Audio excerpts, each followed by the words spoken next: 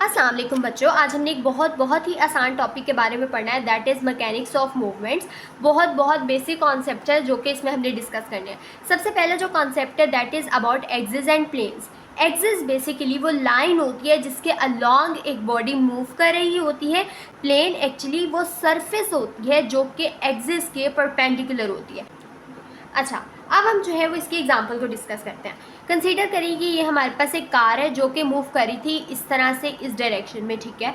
और इसके परपेंडिकुलर हम लोगों ने क्या कर दिया, एक प्लेन बना दी, एक सरफेस बना दी। तो दिस इज़ योर एक्सिस, इसमें वो मूव करी है और प्लेन क्या है, इसके बिल्कुल परपेंडिकुलर है, ठीक है। अब हम लोग सबसे पहले डिस्कस करते हैं कि हम लोग कौन कौन सी प्लेन्स को पढ़ते हैं। हमारी बॉडी में एनाटॉमिकल पोजीशन पे हमने जब देखा तो हमने बॉडी को 3 प्लेन्स में डिवाइड किया, frontal plane, sagittal plane and transverse plane. Frontal plane कैसी प्लेन थी, इस तरह की जो प्लेन थी ये फ्रंटल प्लेन थी। इससे बॉडी को एंटीरियर और पोस्टीरियर, ये आगे वाली साइड थी और ये पोस्टीरियर साइड थी। फ्रंट और बैक दो पार्ट्स में इसने क्या किया, बॉडी को डिवाइड कर दिया।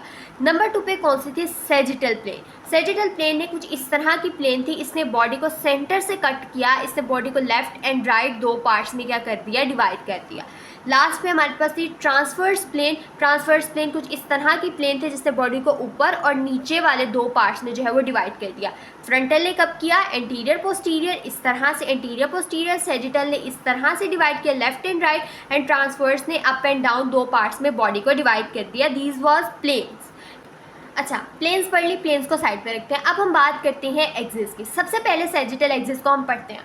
आपने याद रखना है कि सैजिटल एक्सिस के अंदर जो भी मूवमेंट्स होती हैं वो फ्रंटल प्लेन के अलोंग होती है, ठीक है। यानी सैजिटल एक्सिस फ्रंटल प्लेन। किस तरह से फ्रंटल प्लेन, यहाँ पर साइड पे मैं एक पिक्चर अटैच करूँगी, आप उसको देख सकते हैं कि फ्रंटल प्लेन थी जिसने बॉडी को इंटीरियर पोस्टीरियर में डिवाइड किया। और उसके बाद हम लोगों ने क्या किया, यहाँ से इसके जब परपेंडिकुलर एक लाइन ड्रॉ की तो हम लोगों को कौन सी एक्सिस मिली, दैट इज सैजिटल एक्सिस, ठीक है। एडक्शन और एडक्शन जो भी मूवमेंट्स हो रही होती है वो किस में होती है, आपकी सैजिटल एक्सिस में होती है। Sagittal axis frontal plane.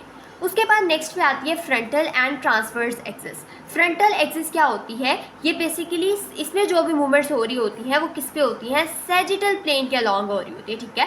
यानी फ्लेक्शन और एक्सटेंशन की जो मूवमेंट्स होती है वो इसके अंदर हो रही होती है, कुछ इस तरह से ये मूवमेंट्स इसके अंदर हो रही होती है। और मैं एक पिक्चर अगेन इसकी भी अटैच करूँगी जिससे आप क्लियरली देख सकते हैं कि सैजिटल प्लेन को अगर हम क्रॉस करते हैं, उसके परपेंडिकुलर एक लाइन ड्रॉ करते हैं तो वो क्या आती है, फ्रंटल एक्सिस आती है, ठीक है। लास्ट में हम लोग बात करते हैं वर्टिकल एक्सिस की।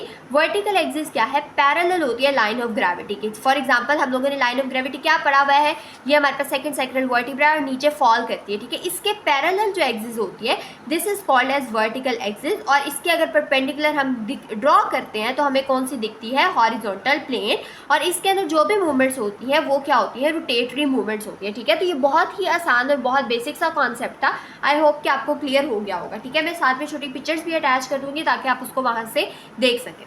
आपने ये याद रखना है कि कौन सी प्लेन या कौन सी एक्सिस के अंदर कौन कौन सी मूवमेंट्स हो रही होती है। लास्ट में उसने हमें एक बात बताई प्लेन ऑफ मूवमेंट्स में, जिसमें हमें वो ग्रेविटी का इन्फ्लुएंस पे बात करता है। वो कहते हैं कि तमाम के तमाम मूवमेंट्स जो कि हॉरिजॉन्टल प्लेन के अंदर हो रही होती हैं, हॉरिजॉन्टल प्लेन यानी इस तरह वाली प्लेन के अंदर जो भी मूवमेंट्स हो रही होती है वो ग्रेविटी फ्री मूवमेंट्स होती है। इसमें हमारे जो एंटी ग्रेविटी मसल्स हैं वो रिलैक्सड होते हैं, इसलिए रिलैक्सेशन के पर्पज़ के लिए भी हम इसको जो है वो यूज़ कर सकते हैं। हॉरिजॉन्टल प्लेन फॉर एग्जाम्पल इस प्लेन में मूवमेंट हो रही है, नीचे आपने कोई सपोर्ट रख दिया है तो भी जो मूवमेंट्स होंगे वो ग्रेविटी फ्री होंगी, ठीक है। ये एक बात है जो कि आपने लाजमी याद रखनी है। नेक्स्ट में हम बात करते हैं मूवमेंट्स इन इंक्लाइंड प्लेन। अब इसके भी मैंने जो है वो केसेस डिवाइड किए हैं। सबसे पहले इंक्लाइंड प्लेन क्या होती है, टेढ़ी इस तरह की जो सरफेस होती है, इस तरह की जो सरफेस होती है उसको आप कहते हैं दिस इज इंक्लाइंड प्लेन। इसका केस 1 क्या है, वो कहते हैं कि जब अगर आप मूव करते हैं ऊपर की तरफ, अप द इंक्लाइन आप मूव करते हैं, ठीक है, ऊपर की तरफ अप द इंक्लाइन मूव करते हैं, तो हम सबको पता है कि किसी चीज़ पर चढ़ने के लिए आपको जो है वो ज़्यादा मस्कुलर एफर्ट करनी पड़ती है। मस्कुलर एफर्ट ज़्यादा क्यों करनी पड़ती है, क्योंकि यहाँ पर जो है वो रेजिस्टेंस इंक्रीज हो जाती है, क्योंकि आप क्या मूव कर रहे हैं, अगेंस्ट द ग्रेविटी मूव कर रहे हैं, ठीक है। तो ये तो बहुत ही आसान सी बात होगी। उसके बाद केस 2 में भी कहते हैं कि अगर आप डाउनवर्ड मूव करें, फॉर एग्जाम्पल अगर हम नीचे की तरफ आ रहे हैं तो चूँकि आप ग्रेविटी की डायरेक्शन के अंदर आ रहे हैं, इसीलिए जो भी आपकी मूव इसमें जो रेजिस्टेंस होती है वो कम होती है, मूवमेंट्स आसान हो जाती हैं, ठीक है। और उसके बाद ना ये मैंने आपको केस 3 बता दिया। अब केस 2 अगर मैं बताऊं तो ये देखिए, movements in downward direction is produced by the force of gravity, तो दैट वाज केस 3। अब केस 2 में वो हमें कहता है कि resistance is least when the incline is nearly horizontal. For example, अगर आपकी इंक्लाइन जो है वो कुछ इस तरह से आ गई है, ठीक है, पहले क्या थी, फुल इस तरह से थी, अब क्या होगी, थोड़ी सी हम लोगों ने इसको हॉरिजॉन्टल कर दिया, इस तरह से उसको थोड़ा बिठा दिया। तो इस केस में जो भी मूवमेंट्स रेजिस्टेंस होगी वो इसमें क्या होगी, बिल्कुल लीस्ट होगी, बिल्कुल कम रेजिस्टेंस होगी, क्योंकि हम लोगों ने पीछे पढ़ा कि हॉरिजॉन्टल प्लेन में जो भी मूवमेंट्स होती है उन पर ग्रेविटी का इन्फ्लुएंस जो है वो बॉडी के ऊपर सबसे कम होता है। ठीक है, अगर आप अपवर्ड मूव करें, आप अगेंस्ट द ग्रेविटी मूव करें, ज़्यादा फोर्स लगेगी। अगर आप नीचे की तरफ आ रहे हैं, डाउनवर्ड मूव करें, कम फोर्स लगेगी। अगर आप हॉरिजॉन्टल है तो बिल्कुल ही कम फोर्स लगेगी। ठीक है, लास्ट में उसने मूवमेंट्स इन वर्टिकल प्लेन में भी यही बात की कि अगर आप अपवर्ड मूव करे हैं तो मस्कुलर एफर्ट जो है वो इसके अंदर क्या होगी, ज़्यादा होगी, मस्कुलर कॉन्ट्रैक्शन की फोर्स ज़्यादा होगी, क्योंकि आप अगेंस्ट द ग्रेविटी मूव करें। जबकि अगर आप डाउनवर्ड डायरेक्शन में मूव कर रहे हैं तो आप in the direction of gravity move कर रहे हैं, तो इस केस में मस्कुलर एफर्ट जो है वो बहुत कम होगी। ठीक है, लास्ट में हम लोग बहुत बच्चों वाले कॉन्सेप्ट है, स्पीड क्या होती है, रेट एट विच जब बॉडी मूव्स उसका आप स्पीड कहते हैं। अब स्पीड जो है वो आमतौर पर हर बॉडी की वेरी करती है। यहाँ पर आपको मैं एक बात बता दूँ कि दो तरह की स्पीड होती है, वैसे तो सबको पता ही होगा, एक होती है यूनिफॉर्म स्पीड और एक होती है एवरेज स्पीड। ये अगर एक बॉडी सेम स्पीड में जो है वो सेम रेट पर और सेम टाइम में जो है वो मूव कर रही होती है, उसको आप कहते हैं दिस इज यूनिफॉर्म स्पीड। और अगर एक बॉडी डिफरेंट स्पीड में मूव करती है, फॉर एग्जाम्पल पहले वो बहुत तेज थी, फिर थोड़ी आहिस्ता होगी, फिर तेज होगी, तो उस केस में हम जो है वो उसकी एवरेज स्पीड को कैलकुलेट कर लेते हैं। ह्यूमन बॉडी पे स्पीड का कॉन्सेप्ट क्यों अप्लाई किया जाता है? नंबर 1, अगर हम लोग रिलैक्स पैसिव मूवमेंट करा रहे हैं, रिलैक्स पैसिव मूवमेंट का बेसिक जो मकसद होता है वो क्या होता है, रिलैक्सेशन करवाना। और ये आप अगले सेमेस्टर में पढ़ेंगे भी रिलैक्स पैसिव मूवमेंट वाले चैप्टर में।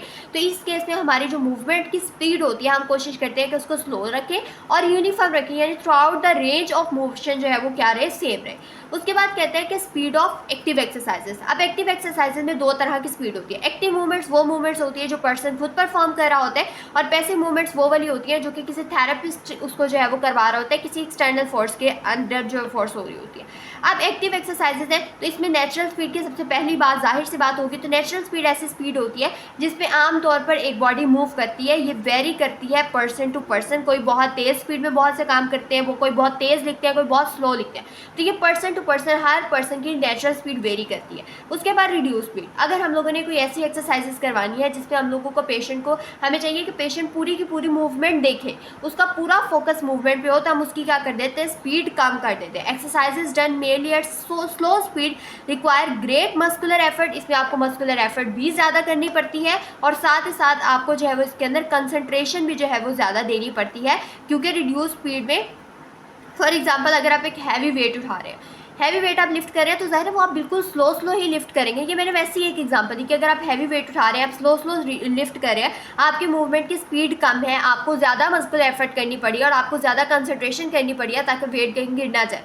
ठीक है, ये वैसे एक रेलिवेंट एग्जाम्पल तो नहीं बढ़ाया हो कि इससे आपको समझ आ गया हो। नेक्स्ट आती है इंक्रीज स्पीड। रैपिड मूवमेंट्स, बहुत तेज़ी से अगर आप कोई मूवमेंट परफॉर्म कर रहे हैं तो उसको भी स्ट्रॉन्ग मस्कुलर एफर्ट चाहिए होती है, लेकिन आहिस्ता आहिस्ता जो है वो मोमेंटम गेन हो जाता है और आप उस मूवमेंट के आदी हो जाते हैं, मूवमेंट आसान हो जाती है आपके लिए करना। ठीक है, अब आपने यहाँ पर याद रखना है, रिड्यूस स्पीड में ROM को कंप्लीट करना बड़ा ही आसान होता है, पूरी रेंज तक आप मूवमेंट देख के आराम से करते हैं। जबकि इंक्रीज स्पीड में जो है वो फुल रेंज मूवमेंट जो है वो थोड़ी डिफिकल्ट हो जाती है, but as the patient gains momentum तो ये आसान हो जाती है। ठीक है, उसके बाद नेक्स्ट में हम लोगों ने वेलोसिटी की बात करनी है। वेलोसिटी में हम स्पीड के साथ साथ यहाँ पर जो है वो डायरेक्शन भी इंक्लूड कर लेते हैं, स्पीड के मैग्नीट्यूड के साथ साथ डायरेक्शन भी इंक्लूड हो जाती है, इसको हम वेलोसिटी कहते हैं। ठीक है, नेक्स्ट में हमारे पास एक्सेलरेशन आ जाती है। Rate of change of velocity को आप एक्सेलरेशन कह रहे थे, rate of change of velocity is called as acceleration. अब यहाँ पर आपने याद रखना है कि अगर एक्सेलरेशन वेलोसिटी इंक्रीजिंग हो रही है, इंक्रीज डायरेक्शन में हो रही है, तो जो हमारे पास एक्सेलरेशन होगी वो पॉजिटिव होगी, और अगर वो डिक्रीज होगी तो एक्सेलरेशन क्या होगी, नेगेटिव होगी, जिसको हम कहते हैं दिस इज डेसेलरेशन। एक बात यहाँ पर लिखी हुई है, all the bodies falls under the gravity, मतलब अगर आपने गलीलो ने एक एक्सपेरिमेंट किया, उसने जो है वो ऊपर से एक नीचे फेंका कोई चीज़, ठीक है, और उसके बाद उसने देखा कि कोई भी चीज़ जितनी मर्जी हैवी हो, उसका वेट जितना कम हो जितना ज़्यादा हो, irrespective of its weight, irrespective of its mass, वो जो है वो आराम से नीचे ज़मीन पर आकर क्या की जाती है, गिर जाती है। ठीक है, फॉल करती है अंडर द ग्रेविटी। मोमेंटम क्या होती है, क्वांटिटी ऑफ मोशन होती है जो एक बॉडी पोजेस करती है, उसको आप कह रहे होते हैं दिस इज मोमेंटम।